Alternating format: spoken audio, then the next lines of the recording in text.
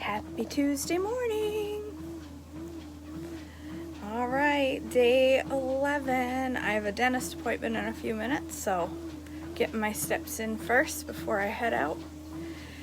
Wearing jeans on the treadmill, always a good idea. Hopefully I don't start a fire.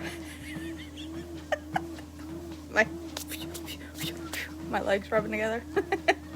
All right, so let's see, we're gonna jump right on here to day 11. Jacob's wealth increases. Genesis 30:25 through 43, around 1915 or 1749 BC. Soon after Rachel had given birth to Joseph, Jacob and Laban. Nope, that's not what it says. Let me start over.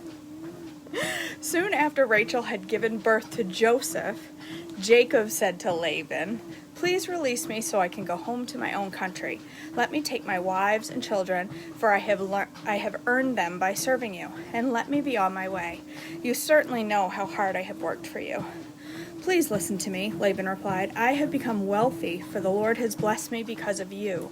Tell me how much I owe you. Whatever it is, I'll pay you." Jacob replied, "You know how hard I've worked for you, and your flocks and herds have grown under my care. You had little indeed before I came, but your wealth has increased enormously. The Lord has blessed you through everything I've done. But now what about me? When can I start providing for my own family?" "What wages do you want?" Laban asked. Jacob replied, "Don't give me anything. Just do this one thing, and I'll continue to tend and watch over your flocks. Let me inspect your flocks today and remove all the sheep and goats that are speckled or spotted, along with the black sheep. Give these to me as my wages. In the future, when you check on your animals, In the future, when you check on the animals you have given me as my wages, you'll see that I have been honest. If you find my flock and goats without any speckles or spots, or any sheep that are not black, you will know that I have stolen from you." "All right," Laban replied, "it will be as you say."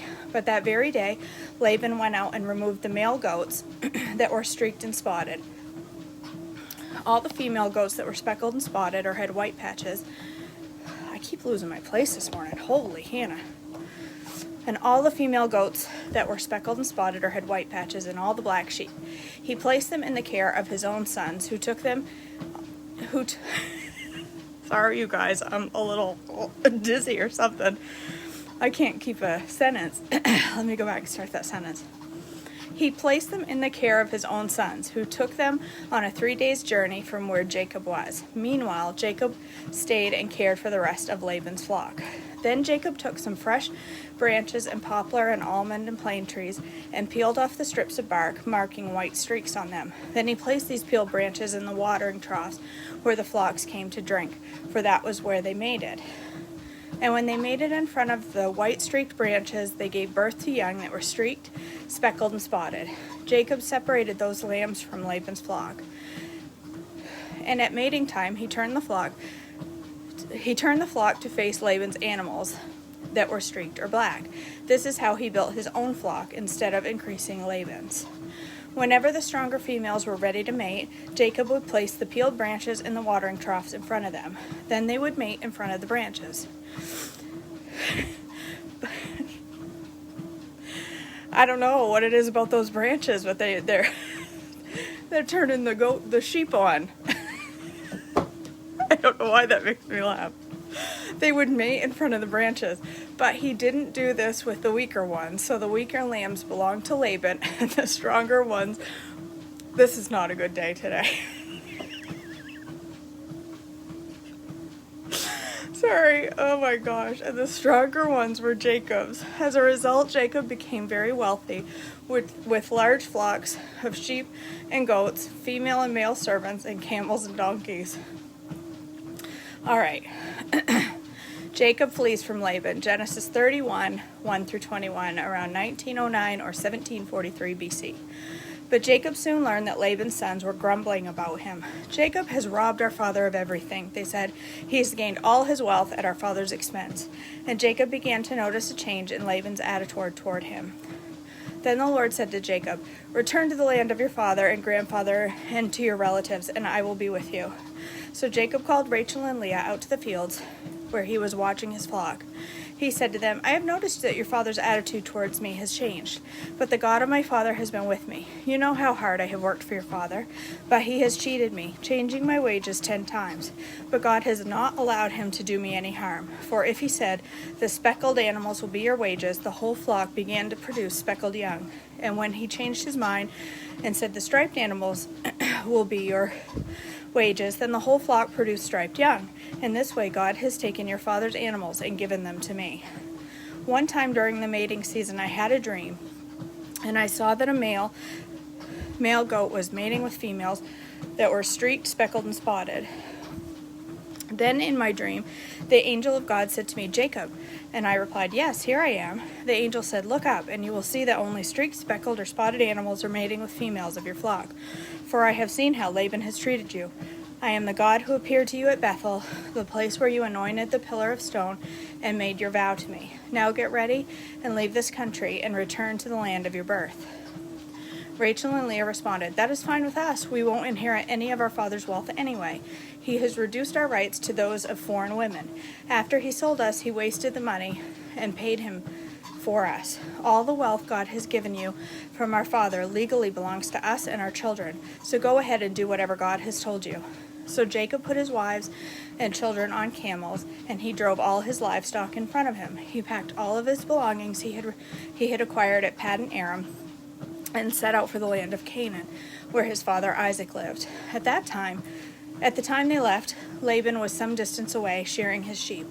Rachel stole her father's household idols and took them with her. Jacob outwitted Laban, the Aramean, for they set out secretly and never told Laban they were leaving.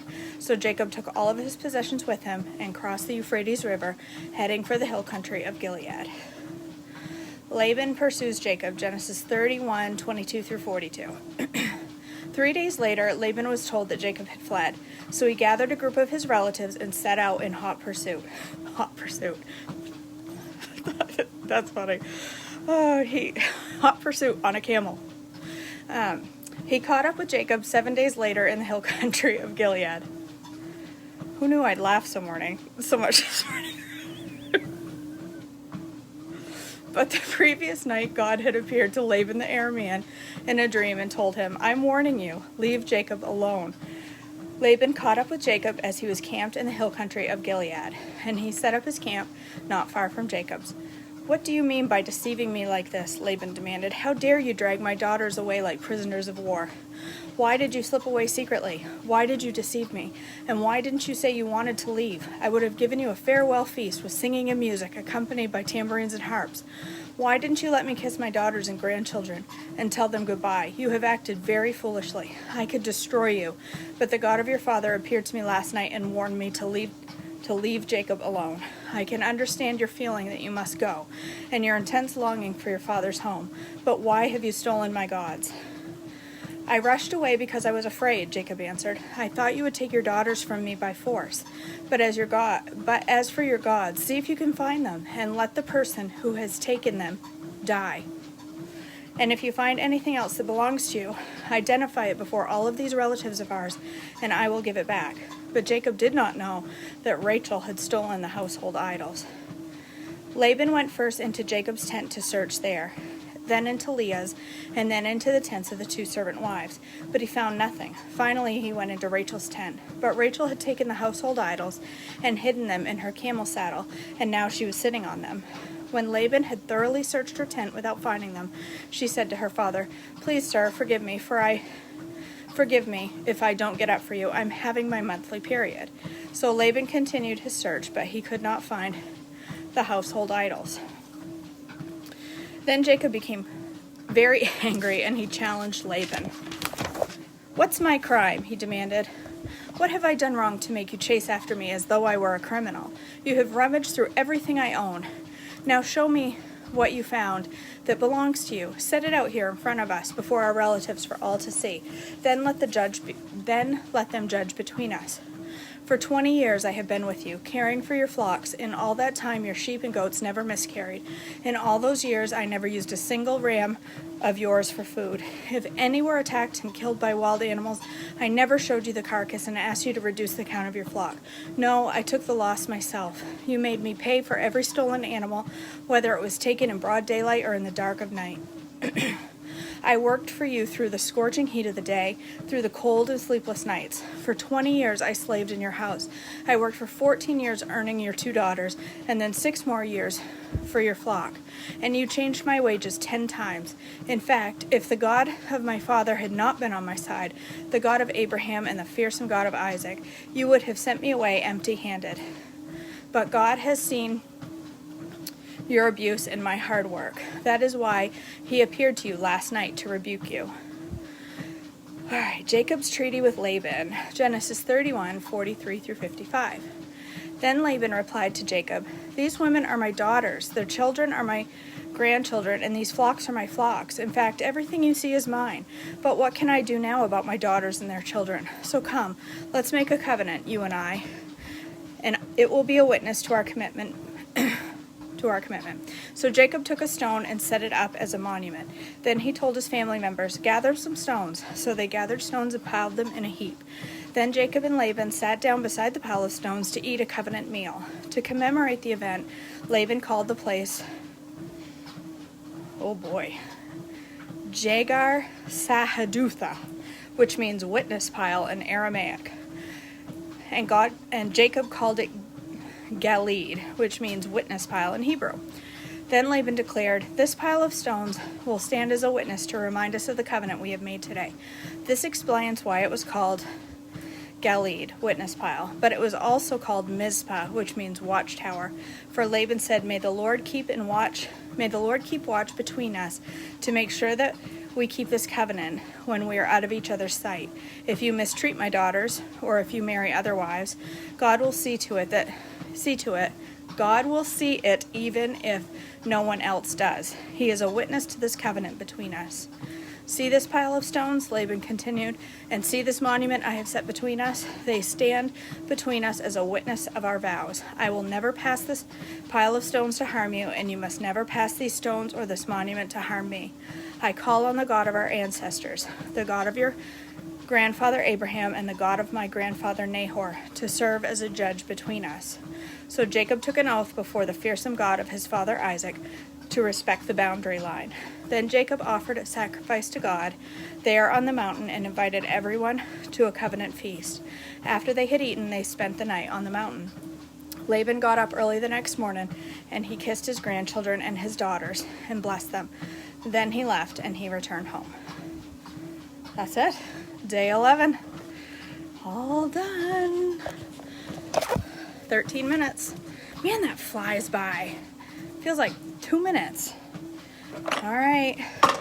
That's it. I don't do very well with the starting and stopping. Good morning, Karen. Okay, guys, that's it for whatever I just said, day 11. I gotta go to the dentist. I'd rather have a pap smear. I hate the dentist. My dentist is super sweet, but I don't like going to see her. Ugh. All right. Have a wonderful, let me move this up here where I look a little better. Have a wonderful Tuesday morning. Be on plan. Be good. And I'm sure I will talk to you later today. I have to clean my glasses. Wow, grody. All right. I'm going to go to my dentist appointment. Have a wonderful day. Love you all. Bye.